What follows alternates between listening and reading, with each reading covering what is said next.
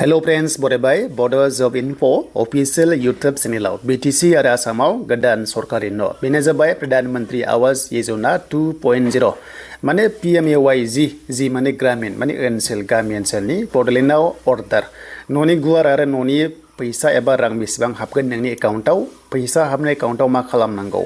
गोदान लिस्टआव नोङो थागोन ना थाया थालांबाय नामा आरो थालांदोंबा नों मा खालामनांगोन बेनि सायाव जों गुवारै सावरायगोन नैबे भिडिअ नाय अब्ला नोंथांमोना गासैबो क्लियार जागोन आरो जेसेबांनाखि हायो नोंथांमोना गामि ओनसोलाव भिडिअखौ शेयार खालाम मानोना गामि ओनसोलाव गोबां आन्दायगासिनो दङ मानोना गोबांथार बर'आव बा हयथ' एसामिसाव नोंथांमोना भिडिअ नायदों जानांगौ जे न' फैबाय आरो आइडि फैबाय नाथाय आइडि मोनिफ्रा मा खालामबावनांगौ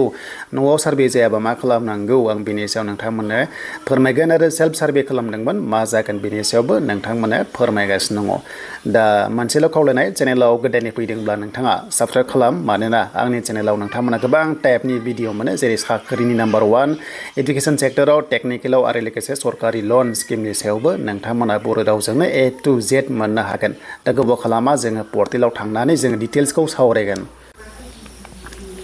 दा जोङो पर्टेलाव फैबाय आं आसामाव फैदों दायो बेनो जाबाय रुरेल आसाम जिनोखि PNRD नि माने पन्चायतनि आन्दाराव बे गोग्लैगोन नालाय बेनो जाबाय प्रधानमंत्री आवास योजना ग्रामीण दानि कारेन्ट नामाव PM आव लांजोब्बाय जेसेबांनो स्किम दङना PM आव लांजोब्बाय जेरै PM किसान ना बेबादि प्रधानमंत्री फसल बीमा योजना आबादनि सायाव स्किम थिग बेबादिनो नैबे जाबाय न'नि फ्रि न' सरकारि न' सिगां जों खोनायोमोनना IAY होननानै अके इन्दिरा आवास योजनामोन माने बै समाव कंग्रेस सरकाराव गान्धी फेमिलि दंमोन ना जेरै इन्दिरा गान्धी राहुल गान्धी राजीव गान्धी बेबादि खोनादोंमोन नोंथांमोना जानांगौ अके जेब्ला प्राइम मिनिस्टार बिथांमोना जादोंमोन दा एग्जाम्पल आं बेखौनो होनदों आरो दानिया जाबाय मदि बिथांनि बेखायनो दा PM नामखौ बांसिन लानायखौ जों माने नुनो मोनदों अके माने नाम सोलायनानै दा PM नोंथांमोना प्रधानमंत्री आवास ग्रामीण अके PMAY-G बेखौ खालामनाय जाबाय आरो दा बे जाबाय मोनसे स्किम जाय गरिबफोरा माने न' लुनो हाया मोनसे फ्लेक्सि स्किम आरो बियो जाय गरिबफोरा माने न' लुनो हाया जाहाथे माने न' लुना होयो सरकारा बेनि थाखाय बे स्किमखौ दिहुनदों आरो बिनि फान्डखौ नायोबा जोंहा सेन्ट्रेलनिफ्राय फैसा फैयो जों बेखौ मिथिगौ नाथाय सेन्ट्रेलनिफ्राय 90% फैयो आरो 10%आ बेखौ आसामा होयो 90:10 अके माने बे स्किमा 90:10 सेन्ट्रेल लेभेला 90% हरो बाजेटखौ फैसाखौ बेनिफ्राय 10% खौ स्टेटआ होयो दा बेखौ जों मोनथिनांगौ आरो जायफ्रा नेक्स्ट लेभेल PNRD आव इन्टारभिउ होनो थांगासिनो दङ बे कनसेप्टआ नोंथांमोना क्लियार जानांगोन अके जेरैहाय फार्स्टआव स्किमा मामोन बेसेबां सेंसन खालामो जिअ'टेक सोर खालामो बबेनिफ्राय खालामो बेखौ नोंथांमोना कनसेप्ट क्लियार जाबानो आइ होप नोंथांमोना बे डिपार्टमेन्टआव साख्रि मावनो हागोन दानिया आङो ओरैनो नर्मेलि खोन्थाग्रोनोबा जिअ'टेकआ जोंहा जाखांजोब्बाय नङा होमबा जिअ'टेक खालामजोब्बाय ना देन बेनिफ्राय जायनि न'खराव डाउटफुल दङ माने एसे सन्देह दङ दायो फिन कनसेप्टआव ब्लकनिफ्राय चेक खालामगासिनो दङ जायखौ जोङो अफिस लेभेलाव बुङो जों चेकार होनना बुङो माने बाव मोनसे गाव गावबागाव आइडि होनाय जादों जायनोखि चेक खालामग्रा माने सार्भे खालामग्रा बिसोरनावहाय आइडि मोनसे थायो BTC वाइसआव नाम थायो बेखौ थांनानै न'आव सार्भे खालामहैदों आरो दा सिगां सार्भे खालामखानायखौनो एसे डाउटफुल जानानै माने मोनथावना मोनथावा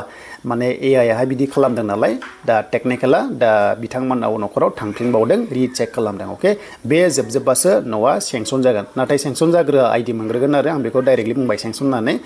बेखौ जों मोनथिबाय नाथाय आंनि बुंनांगौआ बे बाजेटखौ नाय नोंथां बाजेटखौ नाय बाजेटआ 2024 निफ्राय 2029 सिम बाजेटआ एप्रुभ जाखाबाय बेनो जाबाय PMAY-G नि थाखाय बेखायनो जोङो न'खौ 2028-29 नि सिगां जोङो मोनखाथारगोन आरो स' बेखौ नोंथांमोना क्लियार जाबाय जिनोखि सार्भे जादों एप्रुभ जादों फार्स्ट लिस्ट जा सेकेन्ड लिस्ट जा थार्ड जा 2029 नि गेजेराव नोंथांमोना न'खौ कमप्लिट मोनगोन BTC आव बा आसाम स्टेटआव अके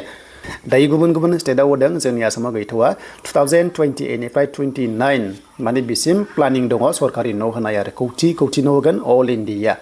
दानिया न'नि साइज नोंथांमोना जेब्ला न' मोनगोन बेसेबां न'आ गिदिर जागोन अके बेनो जाबाय 25 स्कुवेर मिटार मिनिमाम बे जाथारनांगोन साइजआ बेखौ नोंथांमोना थाल ला जेब्ला न' मोनो 25 स्कुवेर मिटारा नोंथांमोना जाथारनांगोन अके बेखौ नोंथांमोना मिथिगोन आरो बिनि फैसानि एमाउन्टआ नायोबा 1,30,000 सासे बेनिफिसारिया बे स्किमनि गेजेरजों रां मोनगोन आरो बेजोंनो न'खौ नोङो लुथारनांगोन नोङो एसे एनै बारायबा नोंनि बाजेटनि सायाव नों बारायनांगोन नाथाय नोङो बिखिनि एस्टिमेटआव नोङो न'खौ लुथारनांगोन आरो नै बेनि जाबाय फैसाया फाना जाहैबाय नोंथांमोना नायोब्ला 90:10 सेन्ट्रेल आरो स्टेट माने सेन्ट्रेला 90% हरगोन बेनिफ्राय स्टेटआ 10% रांखौ मदद खालामगोन आरो बेनो जाबाय MGNREGA नोंथांमोना माने बिनि आन्दारजों खामानिखौ मावनांगोन बेनो जाबाय जब कार्ड नांगोन जब कार्डआ थाथारनांगोन आरो बे जब कार्डआव आनस्किल लेबार फ्रम MGNREGAफ्रा माने खामानि मावनो मोनो आरो अके दा बेखिनि बुजिबाय नोंथांमोना दा जियानो जा जब कार्ड नांगौबा नोंथांमोना थाबैनो खालामना ला आरो जब कार्डखौ लोगो लोगो मोनो पासबुकखौ मोनाबाबो नोंथांमोना आइडिखौ मोनो दा जब कार्ड नांगौबा नोंनि आधार कार्ड बेंक पासबुक बेखौ लांबानो जाबाय बेनिफ्राय भटार कार्ड लांनानै नोंथांमोना कम्पिउटार एसिस्टेन्ट बा GPC जेरेजों लोगो हमनानै जब कार्ड इसु खालामनानै लानो हायो आरो बै जब कार्डआ आधार कार्डजों लिंक जाथारनांगोन होमबासो नोंथांमोननि एकाउन्टाव राङा हाबगोन बे जेनाखि 1,30,000 अके तो बेखौ नोंथांमोना कनसेप्टआ क्लियार जाबाय दानिया जों माब्ला न' मोनगोन आरो आइडि मोनगोन जायफ्रा सेल्फ सार्भे खालामदोंमोन नोंथांमोनाव